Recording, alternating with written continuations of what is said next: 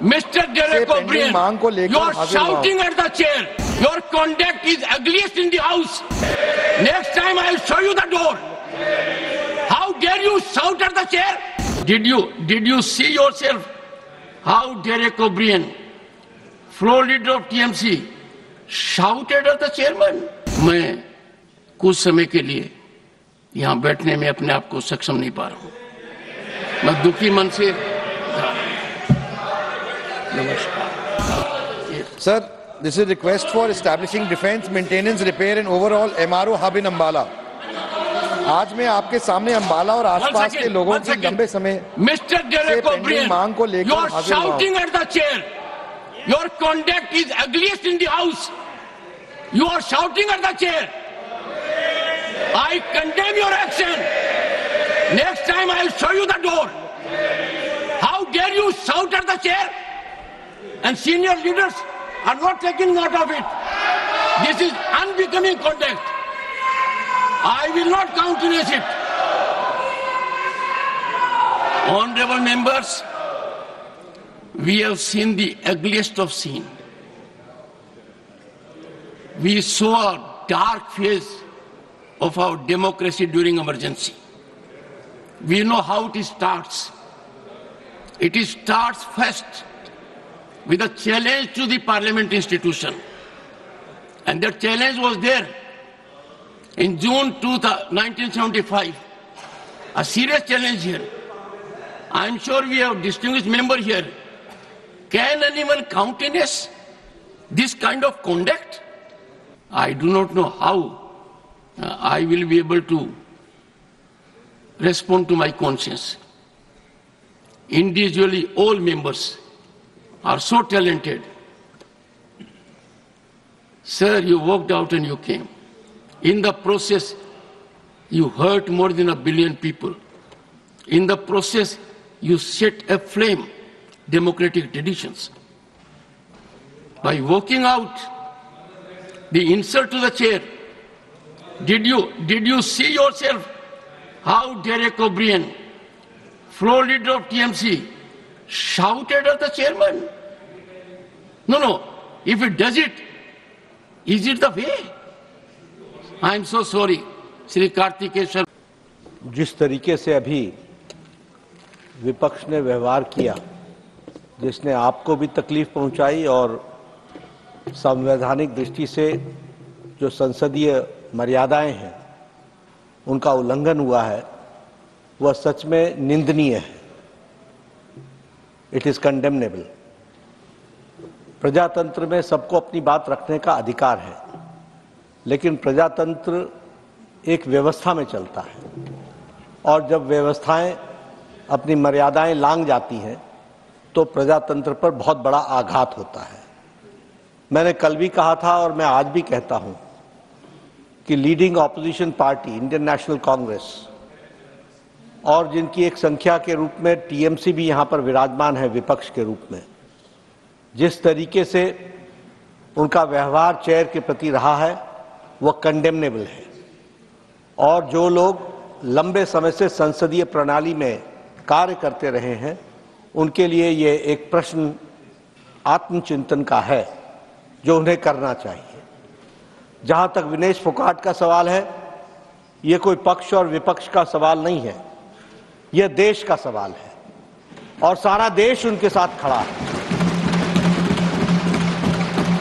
ये भारतीय खेल को आगे बढ़ाने का विषय है जिसके साथ सब लोग भावनात्मक तरीके से जुड़े हुए हैं और भावनाओं के साथ विनेश के साथ खड़े हैं. और मैं ये कहना चाहता हूं कि कल प्रधानमंत्री जी ने कहा चैंपियंस ऑफ चैंपियन, और साथ में प्रधानमंत्री जी ने कहा कि सारा देश खड़ा है. मुझे लगता है, और मुझे ही नहीं लगता, सारे देश को लगता है कि ये आवाज प्रधानमंत्री की आवाज 140 करोड़ देशवासियों की आवाज है. दुर्भाग्य इस बात का है कि इसको भी हम पक्ष और विपक्ष में बांटने का प्रयास कर रहे हैं. मुझे लगता है कि शायद विपक्ष विषय विहीन हो चुका है, मुद्दा विहीन हो चुका है. The opposition does not have any solid issue which they want to discuss, for which the ruling party is ready for discussion on all forums and on the forum of Rajya Sabha. लेकिन जब सारा देश इस विनेश के साथ खड़ा है तो मुझे लगता है, और जो भी प्लेटफॉर्म्स थे और हैं, उन सारे पर रिड्रेसल का प्रयास भारत की सरकार और खेल मंत्रालय और ओलंपिक एसोसिएशन के हमारे नुमाइंदों ने किया है। इस बात का मैं विश्वास दिलाना चाहता हूं। इसलिए भावनाओं पर कंट्रोल करना, भावनाओं को सीमित रखना और अपने विवेक से काम करना, यह इस समय की आवश्यकता है। मुझे लगता है, मैं आशा करता हूं कि विपक्ष अपनी भूमिका को इस दृष्टि से देखेगा। एक बार आपको जिस तरीके से आपके चेयर को आघात पहुंचा है, यह सच में निंदनीय है, ऐसा मैं कहना चाहूंगा। Will you take your seat? मैं बोल रहा हूं, टेक योर सीट। बैठिए, एक बार बैठिए, मैं बोलने जा रहा हूं अभी। माननीय सदस्यगण, इस पवित्र सदन को अराजकता का केंद्र बनाना, भारतीय प्रजातंत्र के ऊपर कुठाराघात करना, अध्यक्ष की गरिमा को धूमिल करना, शारीरिक रूप से चुनौतीपूर्ण वातावरण करना,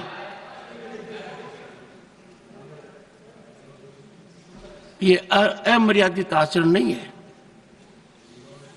ये हर सीमा को लंघित करने वाला आचरण है। विपक्ष दल के राष्ट्रीय अध्यक्ष का भी उपस्थितियां देख रही है, प्रतिपक्ष के नेता के रूप में। कांग्रेस पार्टी की वरिष्ठ नेता भी सदन के सदस्य हैं। जो मैं हाल के दिनों में देख रहा हूं और जिस तरीके से चुनौती शब्दों से,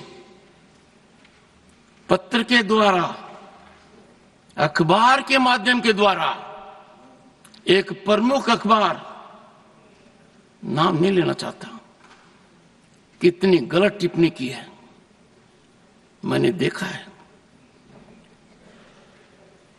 मेरे को यह चुनौती नहीं दी जा रही है, यह चुनौती सभापति के पद को दी जा रही है।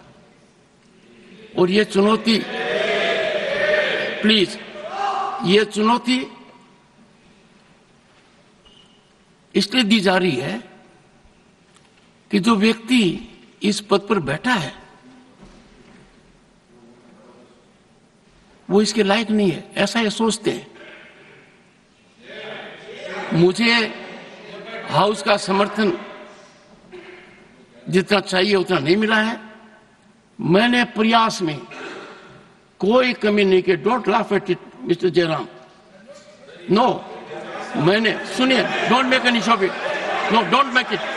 सुनिए प्लीज, माननीय सदस्यगण, माननीय सदस्य, I know your habit, 1 second. माननीय सदस्यगण, अब मेरे पास एक ही विकल्प है।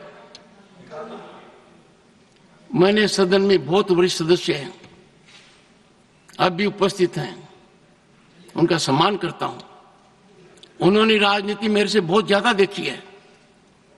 दुखी मन से मैं मेरी शपथ से दूर नहीं भग रहा हूं, पर मुझे जो आज मैंने देखा है, जिस तरीके का व्यवहार सदस्य ने किया है, शारीरिक रूप से किया है, जिस तरीके का व्यवहार इधर से भी हुआ है, मैं कुछ समय के लिए यहां बैठने में अपने आप को सक्षम नहीं पा रहा हूं। मैं दुखी मन से,